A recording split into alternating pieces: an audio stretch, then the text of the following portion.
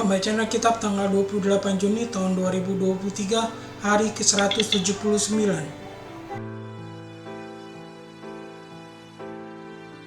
Yeremia pasal 38.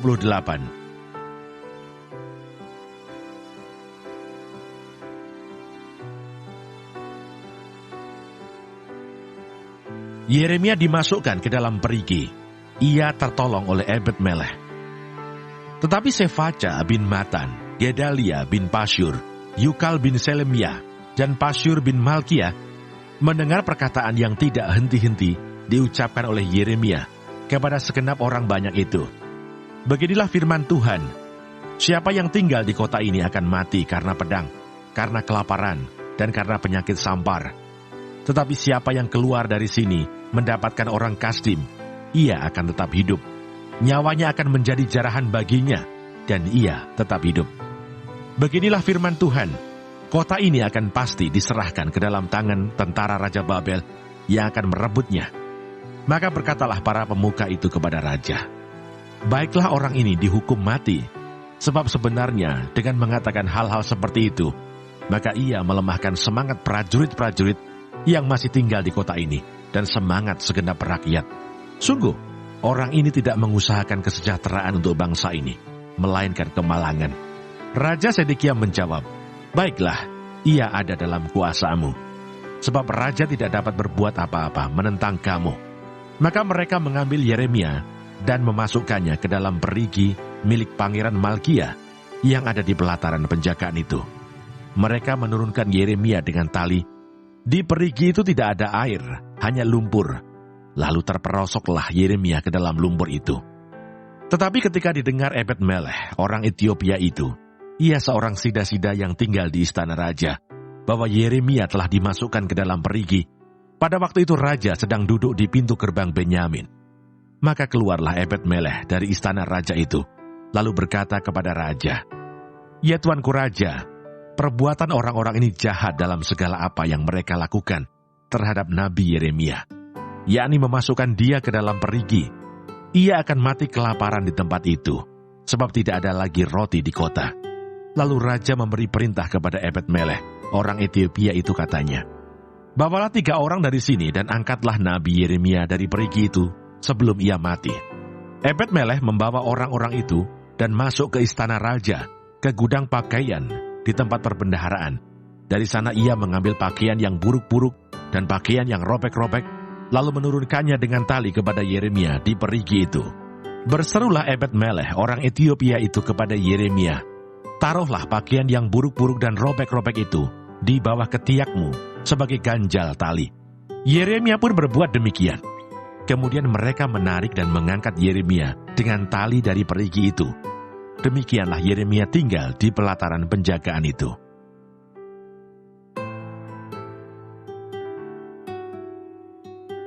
Mazmur 6.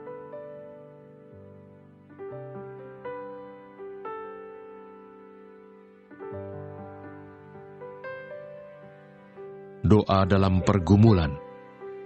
Untuk pemimpin biduan dengan permainan kecapi, menurut lagu yang ke-8, Mazmur Daud.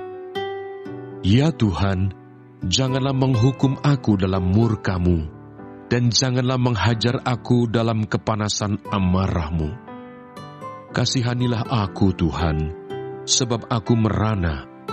Sembuhkanlah aku Tuhan, sebab tulang-tulangku gemetar. Dan jiwaku pun sangat terkejut. Tetapi Engkau Tuhan, berapa lama lagi? Kembalilah pula Tuhan, luputkanlah jiwaku, selamatkanlah aku oleh karena kasih setiamu. Sebab di dalam maut tidaklah orang ingat kepadamu. Siapakah yang akan bersyukur kepadamu di dalam dunia orang mati? Lesu aku karena mengeluh. Setiap malam aku menggenangi tempat tidurku. Dengan air mataku aku membanjiri ranjangku. Mataku mengidap karena sakit hati, rabun karena semua lawanku. Menjauhlah daripadaku, kamu sekalian yang melakukan kejahatan, sebab Tuhan telah mendengar tangisku. Tuhan telah mendengar permohonanku. Tuhan menerima doaku. Semua musuhku mendapat malu dan sangat terkejut. Mereka mundur dan mendapat malu dalam sekejap mata.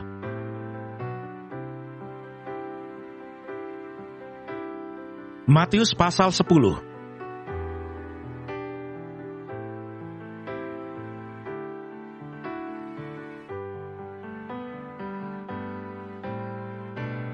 Yesus mengutus ke-12 rasul.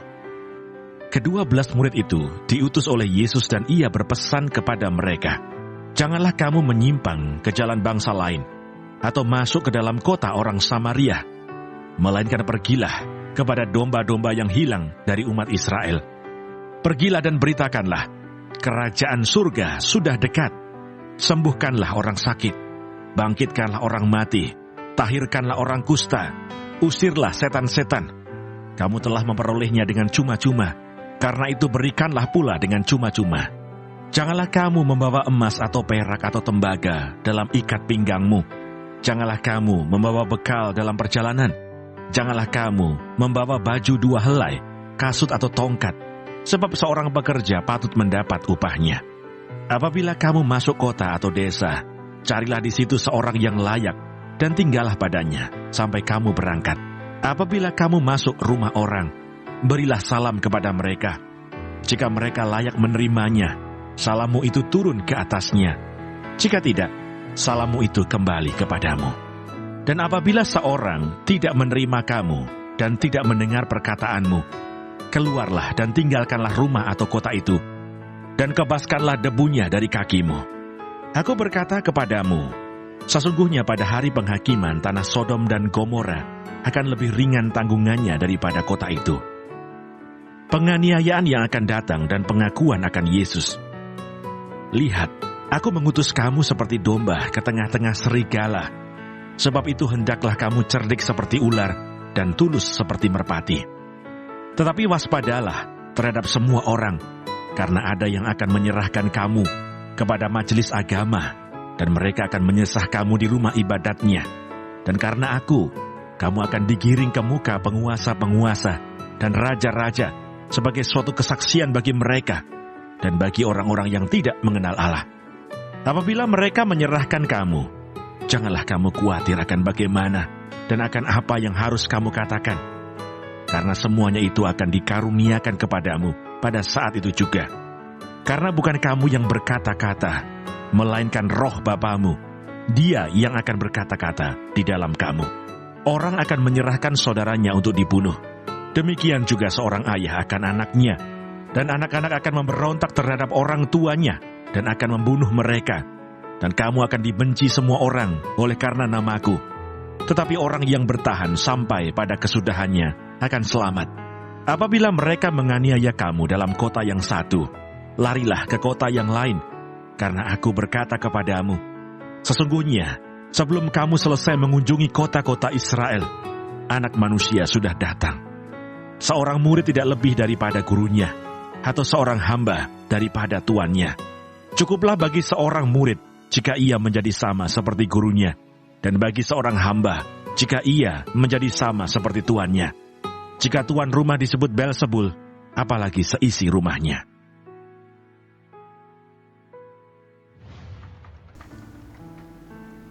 Terima kasih. Tuhan Yesus memberkati. Amin.